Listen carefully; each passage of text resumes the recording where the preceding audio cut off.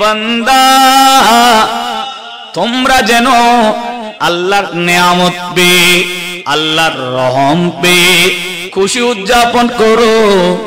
এ খুশি এমন খুশি, এই ইবাদত এমন একটি ইবাদত বান্দা তোমার জীবনের মধ্যে যত ইবাদত আল্লাহ ফরজ করেছে বান্দা আমরা যত ইবাদত রেখেছি যত ইবাদত করেছি ওই ইবাদতের চেয়ে তোমরা যদি খুশি উদযাপন করো রহমত এবং ফজল পেয়ে তবে উজ্জ্বল উত্তম খায়ের হয়ে যাবে। চিৎকার দিয়ে বলুন সুবহানাল্লাহ। আল্লাহ তুমি আমাদেরকে অসংখ্য নিয়ামত দান করেছো। আল্লাহ তুমি তো বলেছো ওয়া ইন তাউদ্দু নি'মাতাল্লাহি লা তাহসুহা। আমি আল্লাহর পক্ষ থেকে বান্দা তোমাদেরকে অসংখ্য নিয়ামত দান করেছি, অসংখ্য নিয়ামত দান করেছি। ওয়া ইন তাউদ্দু নি'মাতাল্লাহি লা তাহসুহা। তোমরা সেই নিয়ামত একটা একটা যদি গণনা করতে চাও গণনা না করা তোমাদের পক্ষে সম্ভব নয়। চিৎকার দিয়ে বলুন সুবহানাল্লাহ। আল্লাহ তুমি কোন নিয়ামত দিলে? বাংলাদেশের কবি বলে একে দিলে আল্লাহ মোদের কেমন উপহার, একে দিলেন আল্লাহ মোদের কেমন উপহার। রহমতে আলম যিনি উম্মতে সরকার, রহমতে আলম যিনি উম্মতে সরকার। ভালোবেসে আল্লাহ যাকে ডাকলেন মোহাম্মদ, এই দরাতে আসলেন তিনি হয়ে মোহাম্মদ, হয়ে মোহাম্মদ। কঠিন হাসরেতে তিনি করবেন মোদের পার। রহমতে আলম যিনি উম্মতে সরকার, রহমতে আলম যিনি উম্মতে সরকার। সালাতুন আলাইকুম। আল্লাহ বলছে বান্দা আমি তোমাদেরকে কত নিয়ামত দিলাম, তোমরা ডানে দেখো বামে দেখো সামনে দেখো পিছনে দেখো উপরে দেখো নিচে দেখো বান্দা আমি কত নিয়ামত তোমাদেরকে দিয়েছিলাম। আল্লাহ সত্যি তো একটা একটা নিয়ামত যদি পৃথিবীর জমিনের মধ্যে আমরা গণনা করতে চাই কোন নিয়ামতকে আমরা অস্বীকার করতে পারবো না। আল্লাহ কুরআনুল কারীমে বলে ফাবি আলাই রাব্বিকুমা তুকাউরিবান। বান্দা তোমাদেরকে অসংখ্য নিয়ামত আমি আল্লাহ দান করেছি, একটা একটা নিয়ামত যদি তোমরা গণনা করতে চাও বান্দা গণনা করে শেষ করতে পারবে না। চিৎকার দিয়ে বলুন সুবহানাল্লাহ। ও আল্লাহ তুমি আমাদেরকে কোন নিয়ামত দিলে, যে নিয়ামত দেওয়ার কারণে কোঠা দিয়ে তুমি আল্লাহ বলছো তারা যেন নিয়ামত পেয়ে খুশি উদযাপন করো, খুশি উদযাপন করে তারা যেন ফজল পেয়ে খুশি উদযাপন করে। হাদিসে পাকে ইরশাদ হতে লাগলো যে বান্দা নিয়ামত পেয়ে খুশি উদযাপন করতে পারবে না আত্তাহাদ্দাসু বিনি'মাতিল্লাহি শুকরান। যে ব্যক্তি নিয়ামত পেয়ে খুশি উদযাপন করবে সে কৃতজ্ঞতার ব্যক্তির মধ্যে পড়ে। সুবহানাল্লাহ। যে ব্যক্তিকে নিয়ামত দেওয়া হয়েছে সেই ব্যক্তি নিয়ামত পেয়ে যদি আল্লাহর দরবারে শুকরিয়া আদায় করে, শুকরিয়া আদায় করে আমার নবী বলছেন সে বান্দা কৃতজ্ঞতা বান্দা। সুবহানাল্লাহ। এই জন্য সুন্নি জামাত কৃতজ্ঞতা বান্দা, সুন্নি জামাতের লোক কৃতজ্ঞতা বান্দা। সুন্নি জামাতের মধ্যে নবী পেয়ে যারা খুশি উদযাপন করে মূলত তারাই কৃতজ্ঞতা বান্দা। সুবহানাল্লাহ। আর ওয়াতার কুহু কুফুরান, যে ব্যক্তি এই শুকরিয়া আদায় করতে পারে নাই, রহমত পেয়ে দয়া পেয়ে যে বান্দা শুকরিয়া আদায় করতে পারে নাই, সে অবশ্যই অকৃতজ্ঞতা বান্দা, কুফরি করেছে। চিৎকার দিয়ে বলুন নাউজুবিল্লাহ। আমাদের দেশের মধ্যে কোন বান্দা উপকার করে খোঁড়া দিতে চায়, ঠিক কিনা? উপকার করে খুঁটা দিলে আমরা নারাজ হয়ে যাই, কিন্তু আল্লাহ বলছেন খুঁটা দিয়ে বান্দা তোমাদেরকে আমি নিয়ামত দিয়েছি, রহমত দিয়েছি, সেই নিয়ামত পেয়ে রহমত পেয়ে তারা যেন ঘরে বসে না থাকে, খুশি উদযাপন করে। এই খুশি উদযাপন করার নাম বান্দা কৃতজ্ঞতার বান্দার মধ্যে পড়ে যাবে। সুবহানাল্লাহ। আল্লাহ তুমি স্পষ্ট করে বলো না তুমি আমাদেরকে কোন নিয়ামত দান করলে। আল্লাহ বলছেন সূরা মারিয়াম আয়াত নম্বর 166, লাকাদ মান্নাল্লাহু আলাল মুমিনিনা ইয বা'সা ফীহিম রাসূলা। সুবহানাল্লাহ। বান্দা আমি তোমাদেরকে ওই নিয়ামতের কথা স্মরণ করাই দিতে চাই যেই নিয়ামত মুমিনদেরকে দান করেছে। সুবহানাল্লাহ। ইয বা'সা ফীহিম রাসূলা, আমি মুমিনদেরকে দয়া করেছি। লাকাদ মান্নাল্লাহু আলাল মুমিনিনা, আমি আল্লাহ মুমিনদেরকে দয়া করেছি, মুমিনদেরকে মেহেরবানি করেছি। আল্লাহ কি দিয়ে মেহেরবানি করেছো? আল্লাহ বলে ইয বা'সা ফীহিম রাসূলা, আমি রসুল পাঠিয়ে বান্দা তোমাদেরকে রহম করেছি। সুবহানাল্লাহ। তাহলে আয়াত দ্বারা বোঝা যায় আল্লাহ আমাদেরকে দয়া করেছে, আসমান দিয়ে নয়, আল্লাহ আমাদেরকে দয়া করেছে, কোটা দিয়েছে। যে দয়া পেয়ে খুশি উদযাপন করার জন্য আসমান দিয়ে নয়, আসমান তো রহমত, জমিন দিয়েছে, জমিনও রহমত, পাহাড় দিয়েছে, পাহাড়ও রহমত, এভাবে 18,000 মখলুকাত আল্লাহ দিয়েছে, সব রহমত নিয়ামত। কথা বলুন ঠিক কিনা? আমরা একটা যদি নিয়ামত গণনা করি, আসমান বড় নিয়ামত, আসমান থেকে বৃষ্টি পড়ে জমিনে পড়ে, জমিন ফসল দেয়, ওই ফসল আমরা খেয়ে বেঁচে থাকি, তাহলে বোঝা যায় আসমান বড় নিয়ামত। আমরা দিনের বেলায় বের হই, দিন হয় সূর্যের কারণে, সূর্য একদিন যদি আলো না দেয় আমাদের জীবন, আমাদের এই দেশ অন্ধকার হয়ে যাবে, ঠিক কিনা? এই দেশ অন্ধকার, আল্লাহ অন্ধকার থেকে আলোর পথে নিয়ে আনলেন আল্লাহ একটি সূর্য দিয়ে, তাহলে বোঝা যায় সূর্য নিয়ামত, সূর্য রহমত। কথা বলেন ঠিক কিনা? এভাবে আল্লাহ দুনিয়ার জমিনে অসংখ্য নিয়ামত দিলেন, সমুদ্র দিলেন, সমুদ্রের মধ্যে বান্দা অসংখ্য মাছ সমুদ্র থেকে পায় এবং সেই মাছকে বান্দা জীবিকা আহরণ করে। কথা বলুন ঠিক কিনা? আমরা দুনিয়ার জমিনে আমাদের অসংখ্য পুকুর রয়েছে, যে পুকুরের মধ্যে চাষ হয়, আমরা কৃত্রিম ভাবে পুকুরের মধ্যে চাষ করি, কত রকম মাছ দিয়ে আমরা চাষ করি, সেখানে আমরা কীটনাশক ইউজ করি, সেখানে আমরা অনেক যত্ন নিই যে পুকুরে মাছ যেন ভালো হয়। দেখা যায় অনেক সময় এত পরিচর্যা করার পরও পুকুরের মধ্যে মাছ তেমন ভালো হয় না, ঠিক কিনা? কিন্তু চিন্তা করলে দেখা যায় সাগরের মধ্যে, সমুদ্রের মধ্যে কোনদিন পানি কমে গেছে, পানি দিই নাই, মাছ কমে গেল, মাছ দিই নাই, মাছকে পরিচর্যা করি নাই, কীটনাশক ইউজ করি নাই। আল্লাহ তুমি আমাদেরকে সমুদ্র দিলা, আমরা সমুদ্রের মধ্যে থেকে মাছ পাই, মাছকে আমরা ওখানে আমরা সমুদ্রের মধ্যে মাছ দিয়ে আমরা মাছ বৃদ্ধি করি নাই, মাছের প্রজন্ম বৃদ্ধি করি নাই, মাছ আমরা সমুদ্রের মধ্যে ছেড়ে দিই নাই।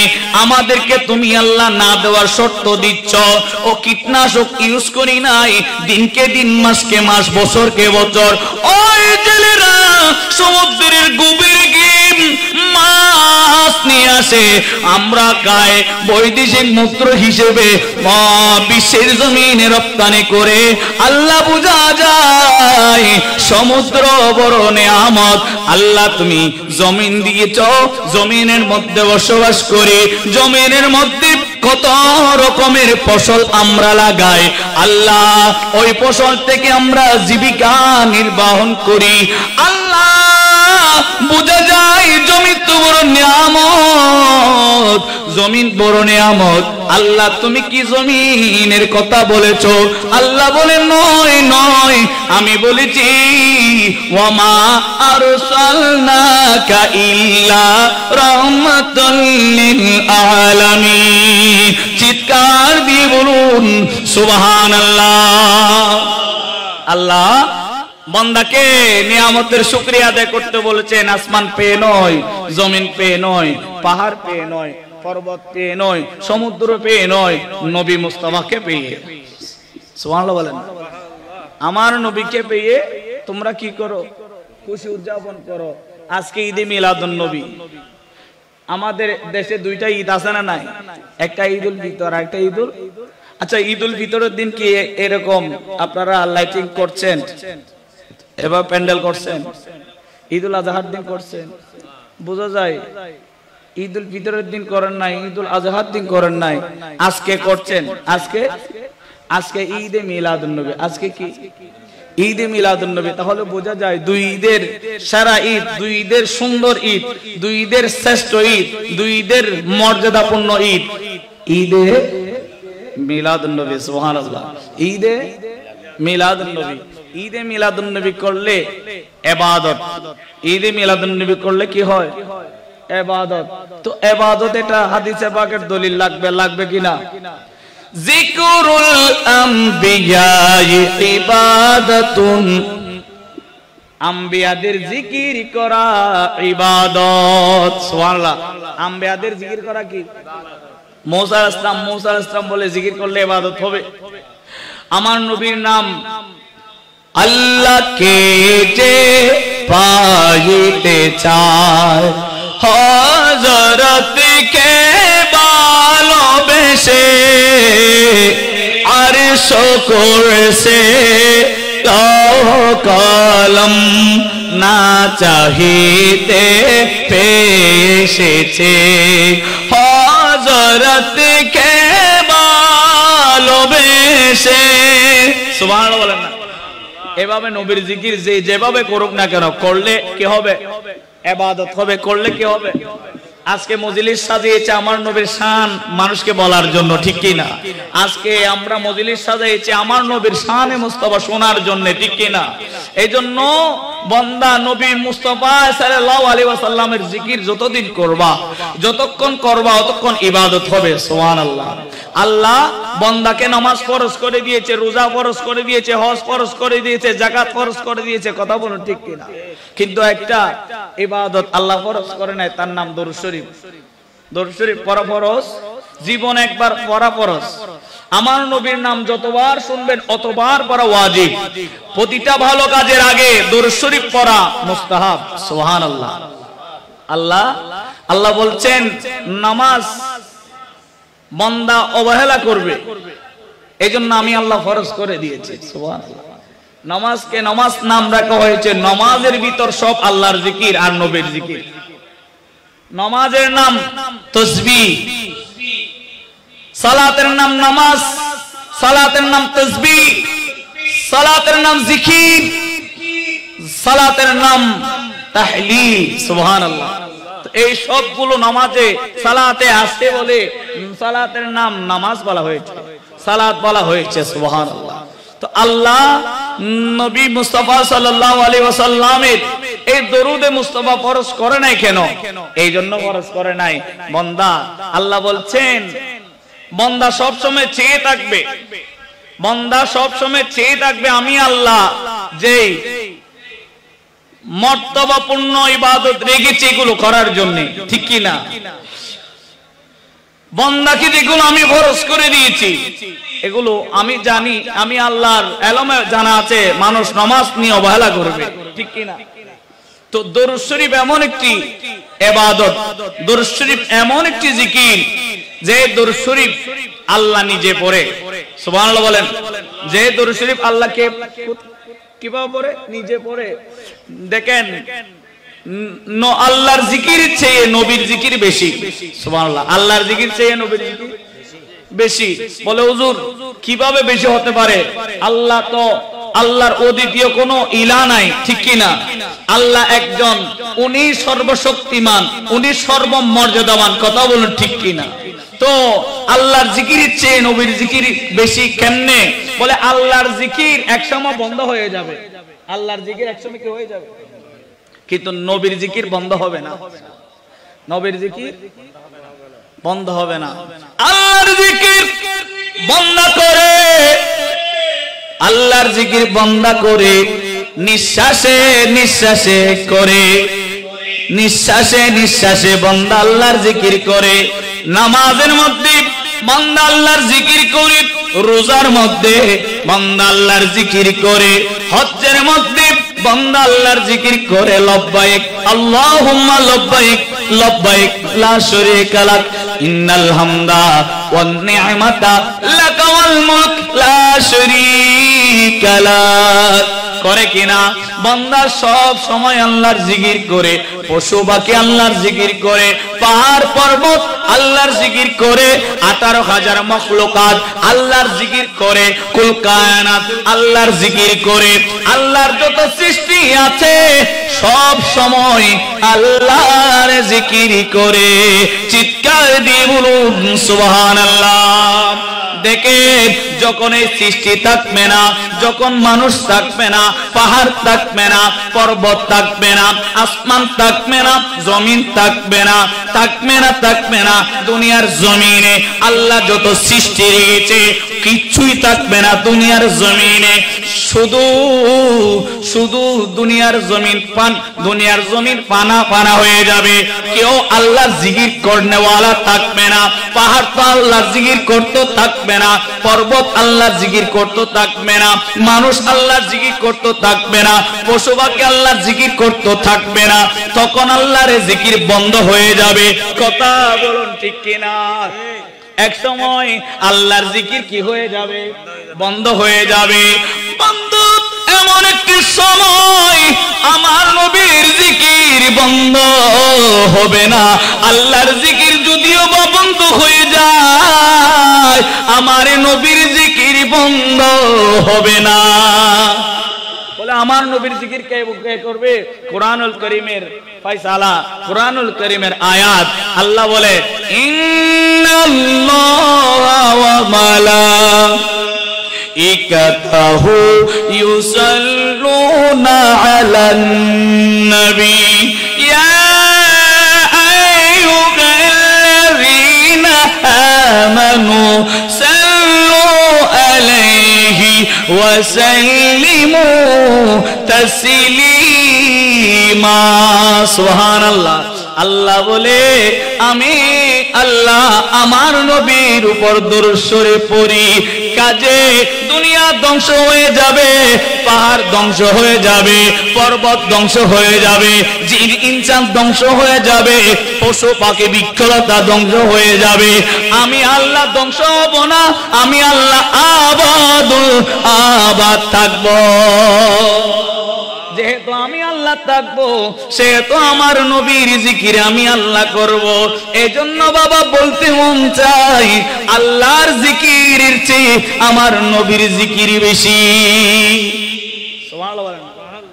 নবী সারা নেই সাহারা, নবী গলার মালা, নবী মোদের নয়নে মনি, নবী গলার মালা, নবী সারা নেই সাহারা, ন জানো দুনিয়া ওয়ালা, নবী সারা নেই সাহারা।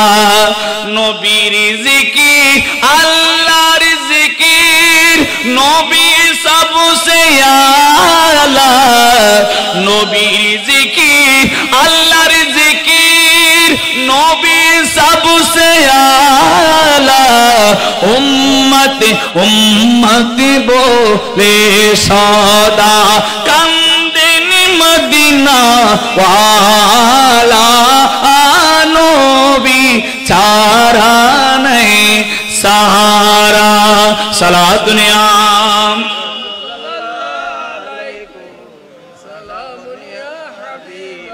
নবী সারা দুই জাহানে সাহারা নাই ইহকালও সাহারা নাই কবর তো সাহারা নাই নবী বান্দা আমরা জীবন অসংখ্য পরীক্ষা দিয়েছি শেষ পরীক্ষাটা বড় গুরুত্বপূর্ণ ঠিক কিনা আমরা চাকরির জন্য পরীক্ষা দিয়ে থাকি ইন্টারভিউ দিয়ে থাকি লিখিত পরীক্ষা হয় আরেকটা পরীক্ষা হয় ভাইবা কথা বলুন ঠিক কিনা লিখিত পরীক্ষার মধ্যে বান্দা টিকে গিয়েছো আলহামদুলিল্লাহ আলহামদুলিল্লাহ ভাইবার মধ্যে বান্দা তুমি যদি বেজে যাও তবে তোমার চাকরি আর হবে না কথা বলুন ঠিক কিনা যদি ভাইবার মধ্যে তোমরা বেজে যাও থেকে যাও তবে তোমাদের কোনো কাজে আসবে না চাকরি হবে না তো দুর্বন্ধ কবরের মধ্যে পরীক্ষা হবে এক নম্বর প্রশ্ন হবে মান রব্বুকা তোমার দিন কি ওয়ামান নবী ওয়ামান দীনুকা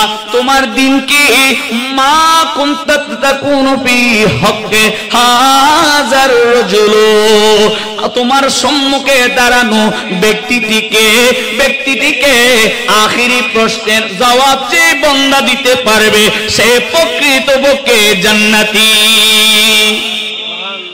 तुझसे और जन्नत से क़यामत लब वहां भी दूर हो हम रसूलुल्लाह के जन्नती रसूलुल्लाह की सलातुनिया अलैकुम सलामुनिया बोले जन्नत আমার নবী জান্নাত কার আমার নবীর নবী মানলে জান্নাত পেয়ে যাবে নবী না মানলে জান্নাত পাওয়া যাবে না সুবহানাল্লাহ নবী আমার নবীর কারণে জান্নাত এইজন্য আলা হযরত ফাজিলের নবী আলাইহি রহমা বলে তুঝসে और जन्नत से क़यामत लब वहां भी दूर हो हम रसूलुल्लाह के जन्नते रसूलुल्लाह के आखिरी प्रश्নের মধ্যে বান্দা তোমার সিদ্ধান্ত হয়ে যাবে তুমি কি জান্নাতি তুমি কি জাহান্নামী তুমি কি আযাব প্রাপ্ত বান্দা তুমি কি নাজাত প্রাপ্ত বান্দা এই বান্দা শুনো শুনো শুনো তুমি এই জন্য দুনিয়া সাজাইবে আমার নবীর প্রেমে আমার জীবন মরণ मदनी रंगे आमार जीवन मरण साजाबो मदनी रंगे से रंगे रंगिने होले आल्लाह रसूल ताकिबे आमार संगे आमार जीवन मरण साजाबो मदनी रंगे आमार जीवन मरण साजाबो मदनी रंगे जे बंदा नबीर रंगे जीवन रंगीन करेছে रसूल যে বান্দা নিজের জীবনকে আল্লাহর প্রেমে নবীর প্রেমে সাজাইলো সেই বান্দা জান্নাতি সেই বান্দা জান্নাতি একটা আওয়াজে বলুন না সুবহানাল্লাহ সেই রঙে রঙে ছিল নবীর সব সহসর আবু বকর উমর উসমান ও হায়দার সুবহানাল্লাহ আবু বকর জান্নাতে হয়েছে নবীর প্রেমে জীবন রাঙ্গিয়ে করেছেন নবীর প্রেমে জীবন সাজিয়েছেন এইজন্য আবু বকরকে সিদ্দিক আকবর লকব দেওয়া হয়েছে ফারুক আজম নবীর প্রেমে জীবন সাজিয়েছেন এইজন্য ফারুক আজমকে লকব দিয়েছি ফারুক আজম আমার উসমান গনি উসমান গনি নবীর প্রেমে জীবন সাজিয়েছেন। এই জন্য উসমানকে উসমান গনি দেওয়া হয়েছে। আশরায়ে মুবাশশারার একজন বাবা হয়েছে। মাওলা আলী কায়নাত নবীর প্রেমে জীবন সাজিয়েছে, এই জন্য মাওলা আলী হয়েছে। সুবহানাল্লাহ। বান্দা দুনিয়ার জমিনে যতদিন বাঁচবেন, দুনিয়ার জমিনে যতদিন থাকবেন, নবী নবী নবী নবী করে জীবন সাজাইবেন। তোমার জীবন সেজে যাবে নবীর প্রেমে। আল্লাহ বলে, বান্দা ওই নিয়ামতের শুকরিয়া আদায় করো যে নিয়ামত আসার কারণে তোমরা একে অপরকে পৃথক ছিলা, তোমরা একে অপরজনের সঙ্গে মারামারি করছিলা, ফালাফালি করছিলাম, তোমরা একে অপরকে হত্যা করছিলা। যে রহমত আসার কারণে বান্দা তোমাদেরকে মিলিয়ে দেওয়া হয়েছে। আল্লাহ সূরা আল ইমরানের 103 নম্বর আয়াতে ডেকে বলে, বান্দা উযকুরু নিমাতাল্লাহি, ও বান্দা তোমরা ওই নিয়ামতকে স্মরণ করো আল্লাহর। আলাইকুম ইয কুনতুম আ'দাআন ফাআল্লাফা বাইনা কুলুবিকুম ফাসবাহতুম, ও বান্দা বিনিয়ামতি তোমরা ওই নিয়ামতের শুকরিয়া আদায় করো যেই নিয়ামত আসার কারণে তোমরা ভাইয়ে ভাইয়ের মধ্যে মিলিত হয়ে গেছো, তোমরা পাড়ায় পাড়ায় মিলিত হয়ে গেছো, একজন কলবের সাথে আরেকজন কলব মিলে গিয়েছো, একজন ভাই অপরজনের সাথে মিশে গিয়েছো। একজন যেখানে ভাইয়ের সাথে অন্য ভাইয়ের ঝগড়া হতো, আরেকজন ভাইয়ের সাথে মতো মিলেন না হতো, মারামারি করতাম, কাটাকাটি করতাম। ও বান্দা তুমি ওই নিয়ামতের শুকরিয়া আদায় করো যে নিয়ামতের কারণে তোমাকে এক করে দেওয়া হয়েছে, তোমাকে এক করে দেওয়া হয়েছে। বান্দা ও বান্দা তোমরা সে নিয়ামতের শুকরিয়া আদায় করো। কোন নিয়ামত এসে বান্দা বান্দার মাঝে সম্প্রীতি ভালোবাসা সৃষ্টি করলো? নিশ্চয় আমার নবী। কথা বলুন ঠিক কিনা? আমার নবী কোন নিয়ামত এসে বান্দা তোমরা মারামারি করতা, হানাহানি করতা, ও বান্দা তোমাদেরকে ভালোবাসার পথে নিয়ে আসলো কোন নিয়ামত? এক কথায় বলা যায় মুহাম্মাদুর রাসূলুল্লাহ, মুহাম্মাদুর রাসূলুল্লাহ সাল্লাল্লাহু আলাইহি ওয়াসাল্লাম আসার কারণে বান্দা তোমাকে নিয়ামত দান করলো, রহমত দান করলো। এই জন্য ওই নিয়ামত পেয়ে আমার আল্লাহ বলে বলবে ফাদিলিল্লাহি ওয়া বিরহমাতি ফাবিযালিকা ফালইফরাহু। তোমরা ওই নিয়ামত পেয়ে খুশি উদযাপন করো, তোমরা ওই নিয়ামত পেয়ে খুশি উদযাপন করো যে নিয়ামত আল্লাহ বাইনা কুলুবিকুম তোমাদের কলবসমূহকে একত্রিত করেছে। তোমরা পক্ষপাতিত্ব করতে তোমরা একত্রিত হয়েছ। এই জন্য বান্দা মিলাদুন নবী সাজানোর জন্য আদর্শ গ্রামবাসী, আদর্শ পাড়ার লোকের আর বসে থাকতে পারে না।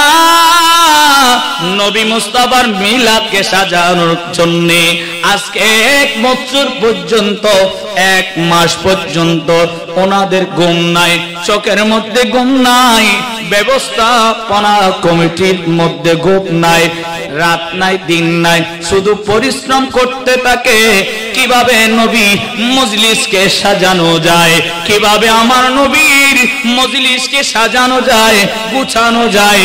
এই সকল ঈদের সেরা ঈদ যেভাবে বলা হয়েছে আমরা সেভাবে যেন সাজাইতে পারি। আওয়াজে বলুন সুবহানাল্লাহ। বান্দা যে বান্দা এই কাজ করলো, যে বান্দা সাজানোর কাজ করলো, যে বান্দা সাজানোর জন্য মাহফিলে এসে বসলো, যে মা বোন যে মা বোন ঘরের মধ্যে রয়েছে শুনতেছে, ঘরের মধ্যে আপন বিবি রয়েছে, ঘরের মধ্যে আপন স্বামী রয়েছে, ঘরের মধ্যে ভাই রয়েছে, ঘরের মধ্যে নিজের পুরুষ জন রয়েছে, আপন জন, ঘর থেকে বের করে দিল, যাও যাও যাও মাহফিলে গিয়ে বসো, আমার নবীর মিলাদের আলোচনা হচ্ছে, আমার নবীর মিলাদের মধ্যে গিয়ে বসো। বান্দা খুদা কি কসম, যে বান্দা আজকে মজলিসে মায়া করে মোহাব্বত করে, যে বান্দা আসবে ওই বান্দার ইবাদত হবে। জিকিরুল আম্বিয়া ইবাদতুল ওয়া জিকিরুস সালিহিন কাফারা। যে মহিলারা ঘর থেকে বের করে দিবে পুরুষজনকে, ওই মহিলারও সে সওয়াবের অধিকার হয়ে যাবে।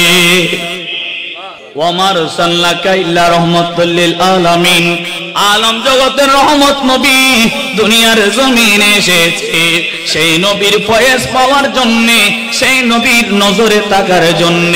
বান্দা দোকানে বসে থেকে লাভ নাই, ঘরে বসে থেকে লাভ নাই, আসো আসো আমরা সবাই মিলে নবীর মজলিসকে সাজাই, নবীর মজলিসের মধ্যে বসি, আমাদের ইবাদত হয়ে যাবে। আল্লাহ বলে হুয়া খায়রুম মিম্মা ইয়াজমাউন, তোমাদের যত নামাজ রয়েছে, তোমাদের যত রোজা রয়েছে, হজ রয়েছে, যাকাত রয়েছে, নবী প্রেমে পড়ো অলংকার হয়ে যাবে, কিন্তু নামাজ রোজা হজ যাকাতের চেয়ে আজকের ঈদে মিলাদুন নবীর বৈঠক দামি। আজকে ঈদে মিলাদুন নবীর বৈঠক কি দামি। যারা হজ করেছে, যাকাত করেছে, কিন্তু ভিতরে দিলে ঈমান রেখেছে, আমার নবীকে জায়গা দিয়েছে। সুবহানাল্লাহ। মানুষের দুইটা দিক আছে, একটা মানুষের মধ্যে রয়েছে কলব, আর একটা রয়েছে নফস। একটা কলব আর একটা কি নফস। বলে কলব হচ্ছে বান্দার বাম দুধের 2 আঙ্গুল নিচে, কলবে মুমিন আরশাল্লাহ, কলবে মুমিন, যে কলবের মধ্যে আরশ মাওলায়ে পাক বসেন। সুবহানাল্লাহ। ওই কলবের নাম কলবে মুমিন আরশাল্লাহ। মুমিন কলবকে, মুমিনের কলবকে আরশাল্লাহ বলা হয়। সুবহানাল্লাহ। আল্লাহ বসার স্থান, আল্লাহ বসার কি স্থান। তাহলে বোঝা যায় আল্লাহ, আমরা খানায়ে কাবা আল্লাহর ঘর বলি কিনা? খানায়ে কাবা আল্লাহর ঘর বলি না? কাবা বানাই খলিলুল্লাহ, আরে কাবা বানাই আল্লাহ, কাবা বানাই খলিলুল্লাহ, আরে কাবা বানাই আল্লাহ। সুবহানাল্লাহ। এক কাবা বানিয়েছে খলিলুল্লাহ, আরেকটি কাবা বানিয়েছে স্বয়ং আল্লাহ। এটা মুমিনদের কলব। সুবহানাল্লাহ। আমরা যে খানায়ে কাবা বলি, খানায়ে কাবা বানিয়েছে আল্লাহর সৃষ্টি, নবী বানিয়েছে, আর মুমিনদের কলব বানিয়েছে কে? আল্লাহ। তো খানায়ে কাবার দাম বেশি না, মুমিনদের কলবের দাম বেশি। আল্লাহ বলছে বান্দা তোমরা আমার খানায়ে কাবা ভেঙে ফেলো, মুমিনদের কলবে আঘাত দিও না। ঠিক কি না? ঠিক বলেছেন কিনা? ও, তাহলে বোঝা যায় সত্যিকারের যিনি মুমিন, ওই মুমিনের দাম খানায়ে কাবার চেয়ে অনেক দামি। খানায়ে কাবা হজের আসওয়ায়ে চুমা দিলে গুনাহ মাফ হয়ে যায়, আর মুমিনদের হাত এভাবে চুমা দিলে গুনাহ মাফ হয়ে যায়। ওয়াজিকিরুস সালিহিনা কাফারা, ওয়াজিকিরুস সালিহিনা কাফারা। সালিহিনদের জিকির করলে, সালিহিনদের ইবাদত করলে, তাজকিরা করলে, সালিহিনদের ইয়াদগারি করলে বান্দা তোমার গুনাহ মাফ হয়ে যাবে। তো বান্দাকে আরেকটা দেওয়া হয়েছে রূহ, বান্দাকে আরেকটা দেওয়া হয়েছে কি? রূহ। আন-নবিয়্যু আওলা বিল মুমিনিন। সুবহানাল্লাহ। নবী মুমিনদের নফসের আরো নিকটে। ওকে হদ নবী বে মুমিন হলো নফস, নফস মানে রূহ, নফস মানে কি? যে রূহ থাকার কারণে ইকবাল হোসেন সিদ্দিকী মাঝভান্ডারে কথা বলে, আমার গফুর শেখ মেম্বার সাহেব কথা বলছেন, হেঁটে আসছেন, জিনার ভিতর রূহ আছে বলে কথা বলুন, ঠিক কিনা? আজকে রূহ চলে গেল, সবাই বলবে লাশ, মাইয়েত, মৃত জীবিত ডেড বডি, এটার মধ্যে আর কোন রূহ নাই, মানুষ নয়, লাশ হয়ে গেছে, ঠিক কিনা? যে কলবের মধ্যে বান্দার রূহ রয়েছে, আমার নবী কোনজন? মুমিনদের নফসের রূহের আরো নিকটে। বলেন আমরা যে মদিনা বলি, কেন কেন মদিনায় আমার নবী আছে। বন্দা মদিনায় আমার নবী আছে, আমার নবী মুমিনদের কলব আছে। সুবহানাল্লাহ। আমার নবীর রূহের মুমিনদের রূহের আরো নিকট অবস্থান করে। তাহলে বোঝা যায় মুমিন বান্দার বামে মক্কা আর ডানে মদিনা। মুমিন বান্দার বামে মক্কা আর ডানে মদিনা। মুমিন তো বুঝে না, মানুষ তো বুঝে না মানুষের ভিতর আল্লাহ কি দিয়েছে। যদি বুঝতো কলবটা জারি করে ফেলতো, জারি মানে আল্লাহ বসার স্থান করে ফেলতো। সুবহানাল্লাহ। কলবে মুমিন আরশাল্লাহ তন মুহাম্মদ রূহুল্লাহ কুল্লু আলম হে আল্লাহ লা ইলাহা ইল্লাল্লাহ হাসবি রব্বি মাফি কলবি গায়রুল্লাহ নূর মুহাম্মদ সাল্লাল্লাহ লা ইলাহা ইল্লাল্লাহ তুমি আমার দিলপতি, তুমি ছাড়া নাই গতি। বিসবু বন্দাকে তোমার লা ইলাহা ইল্লাল্লাহ হাসবি রব্বি মাফি কলবি গায়রুল্লাহ নূর মুহাম্মদ লা ইলাহা ডানে আল্লাহ আহমে আল্লাহ সামনে আর পিছে ডানে আল্লাহ সামনে আর পিছে ভিতরে বাহিরে আল্লাহ উপরে আর নিচে আল্লাহুম্মা সাইয়্যিদিনা মুহাম্মদ নবীনা ইয়ে নামো লানা মুহাম্মদ। বন্দার জন্য ঘরে বসে থাকার সময় নাই, অবহেলায় সময় কাটার সময় নাই। বান্দা পীরে মুর্শিদের মাধ্যমে নিজে আল্লাহর জিকির করে বান্দা তোমার কলবকে জারি করে পেল, যে কলবের মধ্যে আল্লাহ বসবেন। যে কলবের মধ্যে কি বসবে? আল্লাহ যদি বসে যায়, আল্লাহ বলছে যে কলবের মধ্যে আমি বসে যাই। মান আদালি ওয়ালিয়ান ফাকাদে আযানতুহু বিল খারবি আলা ইন্না আউলিয়া আল্লাহি লা খাউফুন আলাইহিম ওয়া লা হুম ইয়াহজানুন।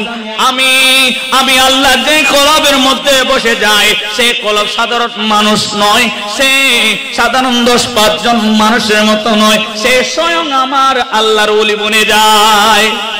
সুবহানাল্লাহ। সে কি বনে যায়? আল্লাহর ওলি বনে যায়। বান্দা আল্লাহর ওলি বনে যাওয়ার জন্য কলবটা একটু জারি করেন,